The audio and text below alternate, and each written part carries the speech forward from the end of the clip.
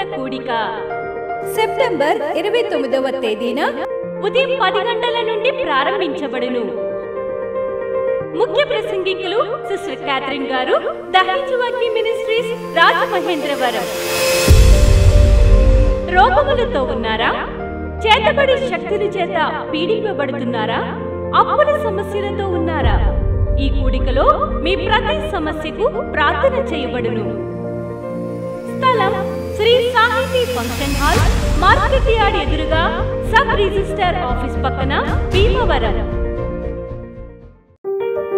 వరంగల్లో దహించు అగ్ని సేవకుల సదస్సు సెప్టెంబర్ 29వ తేదీన ఉదయం 10 గంటల నుండి ప్రారంభించబడును.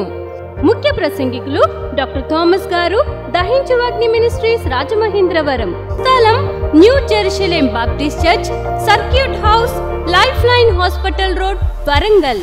మరిన్ని వివరాలకు 9494940072 మరియు 73.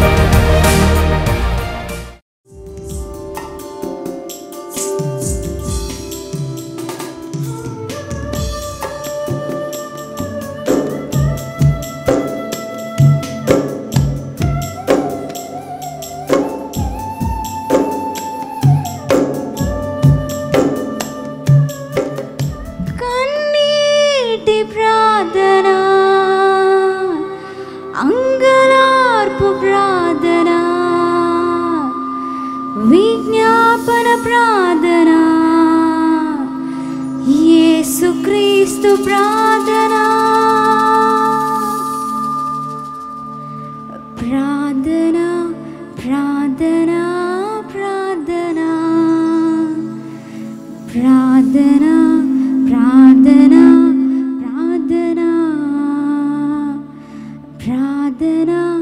ప్రార్థన, ప్రార్థన, ప్రార్థన, ప్రార్థన, ప్రార్థన, ప్రార్థన.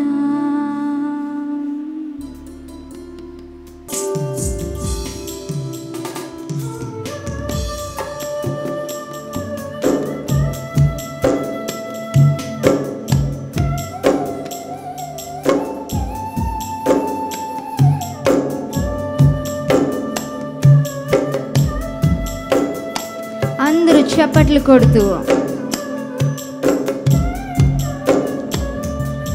ప్రార్థన, ప్రార్థన, ప్రార్థన, ప్రార్థన, ప్రార్థన, ప్రార్థన, ప్రార్థన, ప్రార్థన, ప్రార్థన,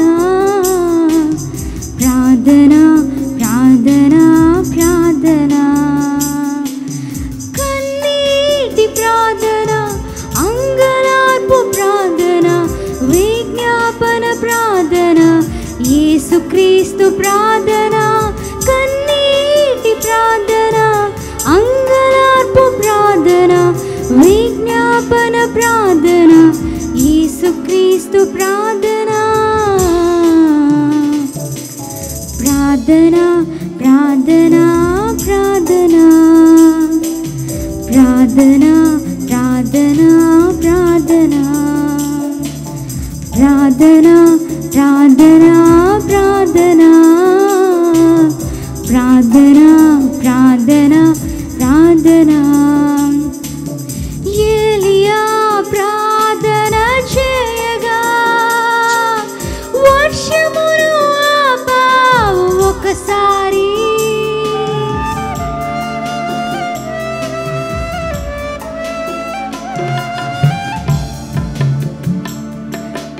ఏలియా ప్రార్థన చేయగా వర్షమును ఆపావు ఒకసారి. మరల ఏలియా ప్రార్థించగా వర్షమును కురిపించావు. మరల ఏలియా ప్రార్థించగా వర్షమును కురిపించావు. ఆ ప్రార్థనా శక్తిని మాకు ఇమ్మయ్యా, ప్రార్థించే కృపను దయచేయుమయ్యా. ఆ ప్రార్థనా శక్తి శక్తిని మాకు ఇమ్మయా, ప్రార్థించే కృపను దయచేయమయా. ప్రార్థన ప్రార్థన ప్రార్థన ప్రార్థన ప్రార్థన ప్రార్థన ప్రార్థన ప్రార్థన ప్రార్థన ప్రార్థన ప్రార్థన ప్రార్థన.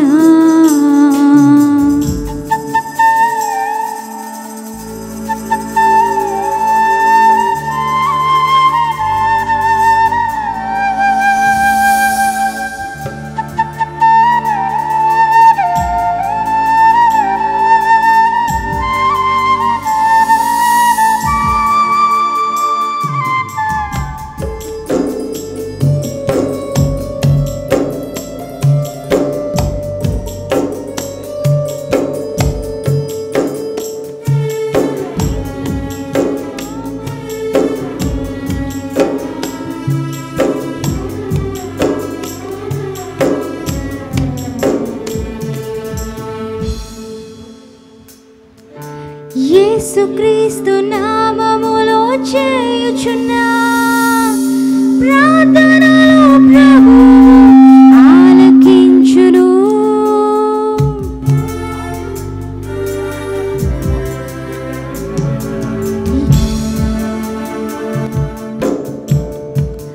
యేసుక్రీస్తు నామములో చేయుచున్న ప్రార్థనలో ప్రభువు ఆలకించును.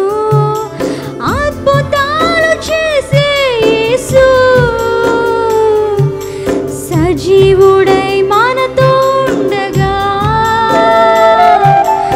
అద్భుతాలు చేసే యేసు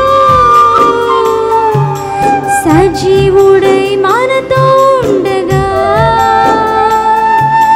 ప్రార్థనలు చేసి జయము పొందెదం. ప్రార్థించే కృపను దయచేయుమయా, ప్రార్థనలు చేసి జయము పొందెదం. ప్రార్థించే కృపను దయచేయుమయా. ప్రార్థన ప్రార్థన ప్రార్థన ప్రార్థన ప్రార్థన ప్రార్థన ప్రార్థన ప్రార్థన ప్రార్థన ప్రార్థన ప్రార్థన ప్రార్థన. కన్నీటి ప్రార్థన, అంగలార్పు ప్రార్థన, విజ్ఞాపన ప్రార్థన, యేసుక్రీస్తు ప్రార్థన. కన్నీటి ప్రార్థన, అంగలార్పు ప్రార్థన, విజ్ఞాపన ప్రార్థన, యేసుక్రీస్తు ప్రార్థన. ప్రార్థన ప్రార్థన ప్రార్థన ప్రార్థన ప్రార్థన ప్రార్థన ప్రార్థన ప్రార్థన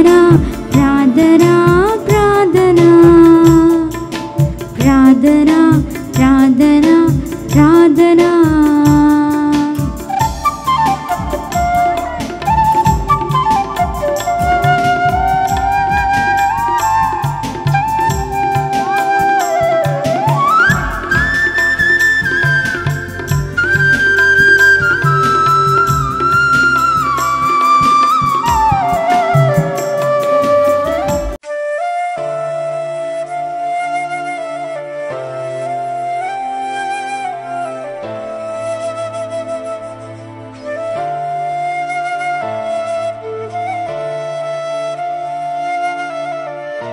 సబ్మిషన్ ప్రేయర్, సమర్పణ ప్రార్థన.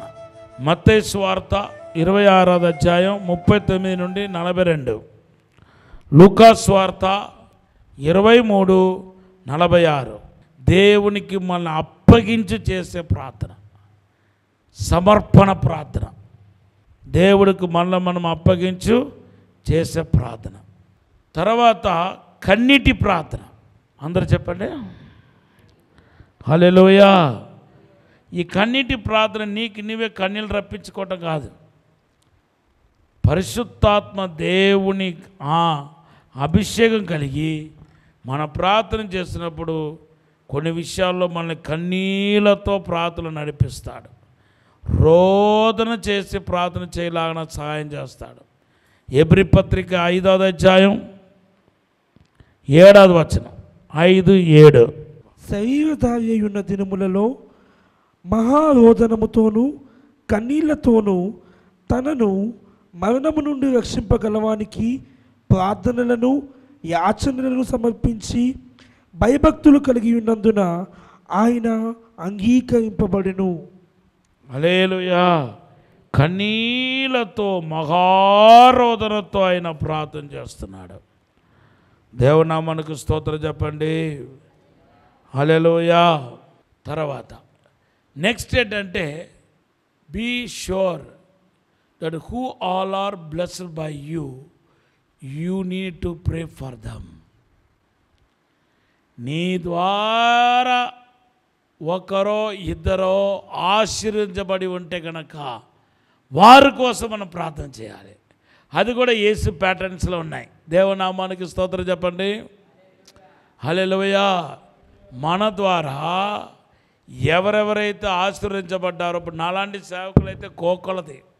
కాబట్టి మన ద్వారా బ్లెస్ అయిన వాళ్ళు, మన ద్వారా మేలు పొందుకున్న వాళ్ళు, నీ ద్వారా ఎవరైనా దీవించబడిన వాళ్ళు ఉంటే వాళ్ళందరినీ నీ లైఫ్లో మర్చిపోకుండా, నా ద్వారా దీవించబడ్డారు, నా ద్వారా వాక్యం విన్నారు, నా ద్వారా రక్షించబడ్డారు, దేవునికి స్తోత్రం అని వదిలిపెట్టకుండా వారి కోసం మనం ప్రార్థన చేయాలి. మన ద్వారా ఎవరెవరైతే ఆశీర్వదించబడ్డారో, ఇప్పుడు నాలాంటి సేవకులైతే కోకొలది. కాబట్టి మన ద్వారా బ్లెస్ అయిన వాళ్ళు, మన ద్వారా మేలు పొందుకున్న వాళ్ళు, నీ ద్వారా ఎవరైనా దీవించబడిన వాళ్ళు ఉంటే వాళ్ళందరినీ నీ లైఫ్లో మర్చిపోకుండా, నా ద్వారా దీవించబడ్డారు, నా ద్వారా వాక్యం విన్నారు, నా ద్వారా రక్షించబడ్డారు, దేవునికి స్తోత్రం అని వదిలిపెట్టకుండా వారి కోసం మనం ప్రార్థన చేయాలి. ఇది కూడా యేసు చేసిన ప్రార్థనలో మనకు కనపడుతుంది. హెబ్రీ పత్రిక 7వ అధ్యాయం 25వ వచనం 7:25. ఈయన తన ద్వారా దేవుని యొద్దకు వచ్చు వారి పక్షమున విజ్ఞాపనము చేయుటకు నిరంతరము జీవించుచున్నాడు కనుక వారిని సంపూర్ణంగా రక్షించుటకు శక్తిమంతుడై ఉన్నాడు. యేసంట తన ద్వారా తండ్రి యొద్దకు వచ్చిన వాళ్ళందరి కొరకు ఆయన ప్రార్థన చేస్తున్నాడంట. హల్లెలూయా. ఇవన్నీ యేసు చేసే ప్రార్థనలో, యేసు చేసిన ప్రార్థన యేసు ఒక ప్రార్థన జీవితంలో నేర్చుకోవాల్సిన విషయం. మన ద్వారా ఖచ్చితంగా మీ ద్వారా ఒకరో ఇద్దరో ఉంటారు. వాళ్ళందరి కొరకు మీరు ఏం చేయాలంటే ప్రార్థన చేయాలి. ఇప్పుడు మీ ఫ్రెండ్లో ఎవరో ఒకరు ఫ్రెండ్ ప్రభు నీ ద్వారా వాళ్ళు నమ్ముకొని ఉంటే వాళ్ళ ఫ్యామిలీలో ఇంకొక 10 మంది ఉన్నారు. ఇంకా వాళ్ళ తండ్రి తాగుబోతుగా ఉండవచ్చు. నీ ఫ్రెండ్ రక్షించబడింది, లేకపోతే నీ ఫ్రెండ్ రక్షణలోనికి వచ్చాడు. ఇప్పుడు వాళ్ళ కుటుంబంగా రక్షణలోనికి రాలేదు. అతని నిమిత్తము అతని కుటుంబాన్ని కూడా జ్ఞాపకం చేసుకొని నువ్వు ఏం చేయాలంటే ప్రార్థన చేయాలి. దేవునామానికి స్తోత్రం చెప్పండి. గట్టిగా హల్లెలూయా చెప్పండి. హల్లెలూయా. Praying for forgiveness. యేసు చేసిన ప్రార్థనలో, యేసు యొక్క ప్రార్థన జీవితంలో కనబడే మరొక అంశం ఏంటంటే క్షమాపణ ప్రార్థన. ఇతరుల క్షమాపణ కొరకు ప్రార్థన చేయాలి. ముఖ్యంగా ఇతరుల యొక్క క్షమాపణ కొరకు ప్రార్థన చేయాలి. దేవునామానికి స్తోత్రం చెప్పండి. లూకాసు వార్త 23వ అధ్యాయం 34-46. లూకాసు వార్త 23:34-46. ఇతరుల యొక్క క్షమాపణ కొరకు మనం ప్రార్థన చేయాలి.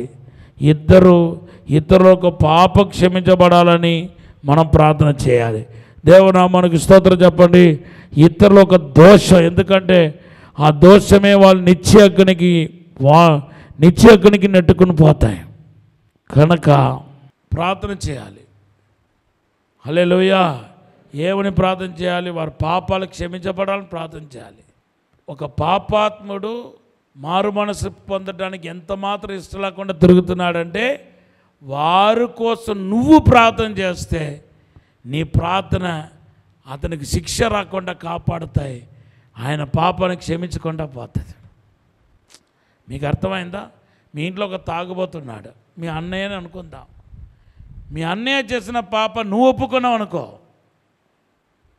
మీ అన్నయ్యకి శిక్ష రాకుండా కాపాడాలి. నీ భర్త విచ్చలవిడిగా తిరుగుతున్నాడు. భర్త కోసం నువ్వు ప్రార్థన చేయి. నీ ప్రార్థన ఆయన్ని కాపాడుతాయి.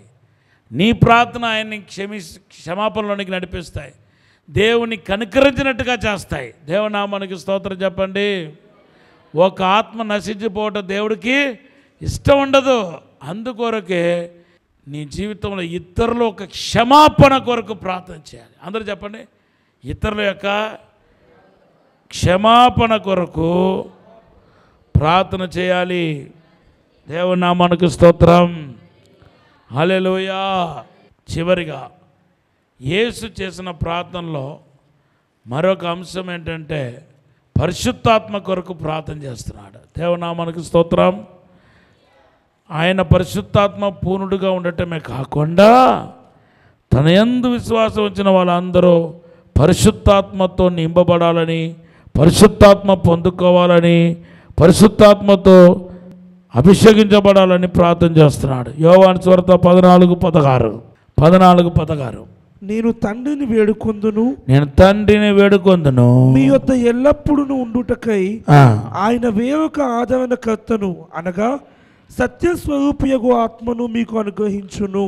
ఇక్కడ పరిశుద్ధాత్మ పొందిన వాళ్ళందరూ ఎవరు ప్రార్థన ద్వారా పరిశుద్ధాత్మ పొందుకున్నారు? యేసు చేసిన ప్రార్థన ద్వారా. మర్చిపోవద్దు ప్రార్థన పరులారా. నేను 40 days ఫాస్టింగ్ ఉండగా నేను పరిశుద్ధాత్మ పొందుకున్నాను. తప్పుడు సమాచారం అందిస్తున్నావు. నేను ఆ శరీరాన్ని నలగొట్టుకొని కన్నీళ్లతో ప్రార్థన చేస్తే నాకు దేవుడు 9 వరాలు ఇచ్చాడు. తప్పు, రాంగ్ ప్రేయర్, అది రాంగ్ స్టేట్మెంట్. అది నేను పరిశుద్ధంగా జీవించటం వలన, నేను మంచివాడుగా జీవించటం వలన నాకు దేవుడు పరిశుద్ధాత్మని ఇచ్చాడంటే అది శుద్ధ అబద్ధం. బిబ్లికల్గా చూస్తే యేసు మన కొరకు ప్రార్థన నిత్యం చేస్తున్నాడు. ఏ విషయంలో? మనమందరూ పరిశుద్ధాత్మ పూర్ణులుగా ఉండాలని. అందుకొరకు నువ్వు పరిశుద్ధాత్మను పొందుకున్నావు. యేసు చేసిన ప్రార్థన నిన్ను పరిశుద్ధాత్మ పూర్ణుడుగా చేసింది. మీరు ఒకవేళ అడగవచ్చు, పాస్టర్ గారండి ఎప్పుడో యేసు చేశాడు కదా ప్రార్థన, ఇప్పుడు ఎక్కడ చేస్తున్నాడని. ఇప్పుడు కూడా ఆయన నీ కొరకు ప్రార్థన చేస్తున్నాడు. అలా వాక్యం ఉందంటే ఉంది. వాక్యం ఎందుకు లేదు? రోమాపత్రిక 8:34 పరిశుద్ధ పౌలు అంటున్నాడు. చూడండి, ఈ మాట చదివి ప్రార్థన చేద్దాం. శిక్ష విధించువాడు ఎవడు? చనిపోయిన క్రీస్తు యేసే. అంతేకాదు మృతులలో నుండి లేచిన వాడును, దేవుడి కుడిపార్శ్వమున ఉన్నవాడును, మన కొరకు విజ్ఞాపనము కూడా చేయువాడును ఆయనే. హల్లెలూయా. మన కొరకు విజ్ఞాపనలు చేస్తున్న తండ్రి ఒక కుడిపార్శ్వం దగ్గర నిలబడి మన కొరకు ప్రార్థన చేస్తున్నాడు. ఇప్పుడు కూడా ఆయన ప్రార్థన చేస్తున్నాడు. యేసు ప్రభు విజ్ఞాపన చేస్తున్నాడు. తండ్రి ఒక కుడిపార్శ్వమున నిలబడి పరలోకంలో ఆయన చేసిన ప్రార్థన అంశంలో ఒకటి ఏంటంటే, ఇక్కడ ఎవరెవరికైతే పరిశుద్ధాత్మ లేదో వాళ్ళందరూ పరిశుద్ధాత్మ పొందాలని ప్రార్థన చేస్తున్నాడు.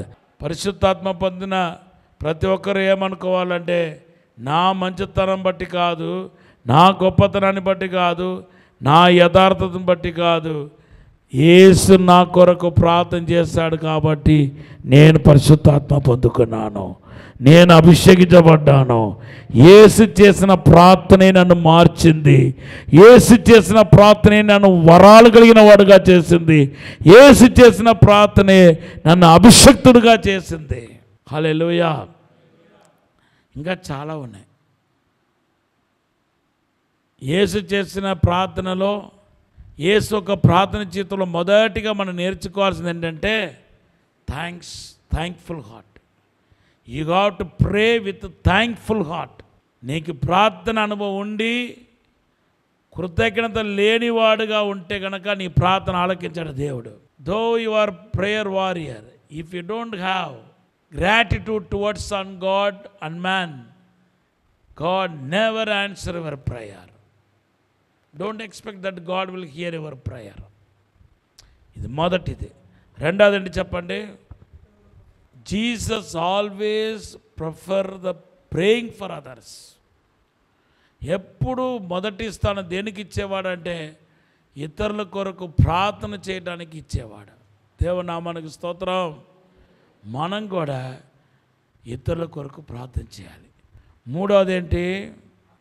సబ్మిషన్ ప్రేయర్, అప్పగించుకొని ప్రార్థన చేయటం, సమర్పణ ప్రార్థన. ఒక మంచి సమర్పణతో ప్రార్థన చేయాలి. అది మూడవది అంశం. నాలుగవది ప్రార్థన ఏంటి? కన్నీటి ప్రార్థన, కన్నీళ్ళతో, praying with tears, lamentations, praying with lamentations, prayer with burden, భారముతో హృదయాన్ని కుమ్మరించి కన్నీళ్ళతో ప్రార్థన చేయాలి. ఐదవది ప్రార్థన మన నుండి ఆశీర్వించబడిన వారి కోసం, those who are blessed by you, you have to pray till Jesus coming. నీ ద్వారా ఎవరెవరైతే ఆశీర్వించబడ్డారో వాళ్ళందరి కొరకు యేసు రాకడ పర్యంతం ప్రార్థన చేయాలి. హల్లెలూయా. నెక్స్ట్ క్షమాపణ ప్రార్థన, ప్రేయర్ ఫర్ ఫర్గివ్నెస్. ఆరాధన అంశం ఏంటంటే క్షమించే ప్రార్థన, ఇతరుల క్షమాపణ కొరకు. దేశంలో ద్రోగులు, దుర్మార్గులు, పాపులు ఎక్కువైపోయారు. వారి మీదకి కోపం రగలకుండా, దేవుని యొక్క ఉగ్రత రగలకుండా ప్రార్థన చేయాలి.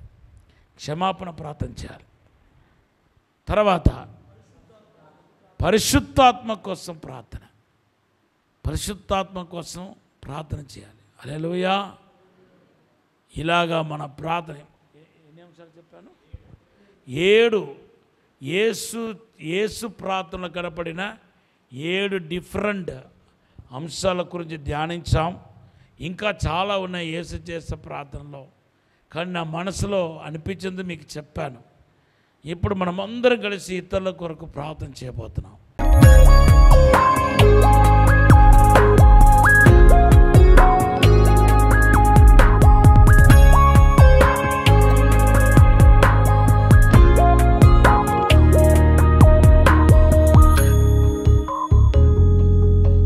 అద్భుతం జరుగునగాక, యేసు నామములో మేలు జరుగునగాక, పాపాలు, బంధకాలు, శాపాలు విరగొట్టబడగాక, ఫైనాన్షియల్ ప్రాబ్లం నుండి విడుదల వచ్చినగాక, స్వస్థత కావాల్సిన స్వస్థత కలుగుగాక, ఇప్పుడే కుటుంబ సమస్యలతో సతమతమైపోతున్న వారికి విడుదల వచ్చినగాక, అద్భుతం జరుగునగాక, మిర్రకల్ జరుగునగాక, యేసు నామములో మిర్రకల్ జరుగునగాక.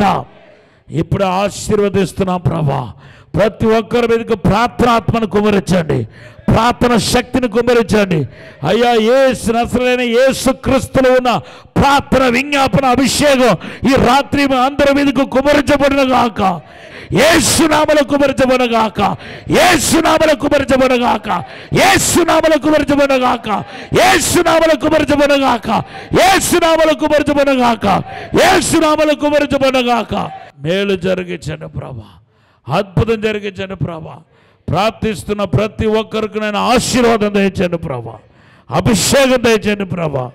మీరే తాక్కుమని బలపరచమని ప్రార్థనాత్మత నింపుమని యేసు నామములో అడిగి వేడుకుంటున్నాము తండ్రి. ఆమేన్, ఆమేన్.